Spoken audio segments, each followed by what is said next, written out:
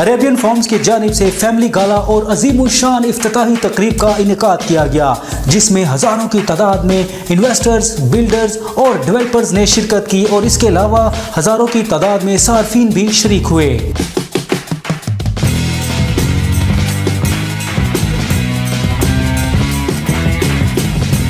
1000 से 1200 एकड़ के इस मास्टर प्रोजेक्ट में सार्फिन को वो सहूलियात दी जा रही हैं जो लाहौर में किसी और जगह मुयसर नहीं, जिसमें गोल्फ क्लब और इंग्लैंड इंटरनेशनल लेवल की यूनिवर्सिटी नुमाया है। इसके अलावा carpeted road, boundary line, CCTV कैमरे, 24 घंटे सिक्योरिटी का इंतजाम है। और अरेबियन फार्म्स की एक और ख़ास बात यह है कि जो सारिफ कैश पर प्लॉट नहीं ले सकते उनके लिए इंस्टॉलमेंट प्लान भी मौजूद है, और यहाँ तक कि आप सिर्फ एक टोकन की अदायगी पर प्लॉट पर कब्जा हासिल कर सकते हैं। अरेबियन फार्म्स आला दर्जे की सहूलियात और इंतहाई आरामदेह जिंदगी का तजुर्बा, 3 साल की आसान इकसात पर रिहायशी प्लॉट्स, तरक्याती काम तेजी से जारी।